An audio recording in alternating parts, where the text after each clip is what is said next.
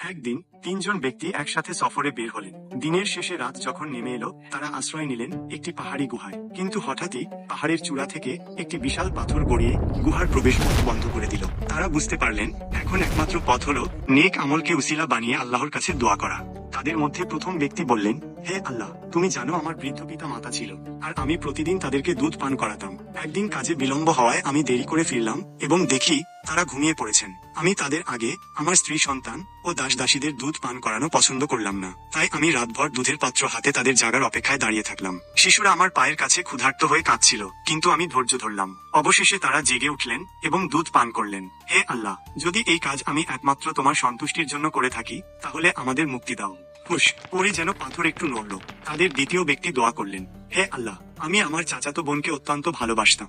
আমি তার সাথে হারাম সম্পর্কে জড়াতে চেয়েছিলাম, কিন্তু সে রাজি হয়নি। পরে এক মহামারীর সময় সে আমার কাছে সাহায্য চাইতে এলো। আমি তাকে স্বর্ণমুদ্রা দিলাম, কিন্তু সে তখনও নিষিদ্ধ সম্পর্কে রাজি হয়নি এবং আমাকে আল্লাহকে ভয় করতে বলল।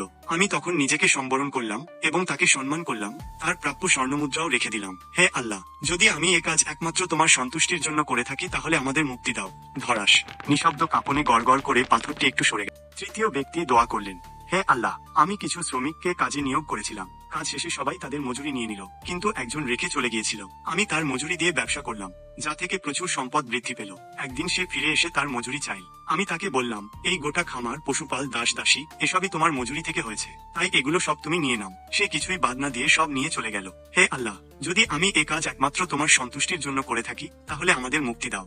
গড় গড় শব্দে যেন বিশাল পাথর সম্পূর্ণ সরে গেল। আল্লাহর কুদরতে পাথর সম্পূর্ণ সরে গেল এবং তারা গুহা থেকে মুক্ত হয়ে বেরিয়ে এলেন। এই ঘটনাটি আমাদের শেখায় আল্লাহ আমাদের আমল ও আন্তরিক দোয়ার মাধ্যমে কঠিন পরিস্থিতি থেকে উদ্ধার করতে পারেন। সুতরাং আমরা যেন সবসময় নেক আমলের মাধ্যমে তার নৈকট্য লাভ করার চেষ্টা করি।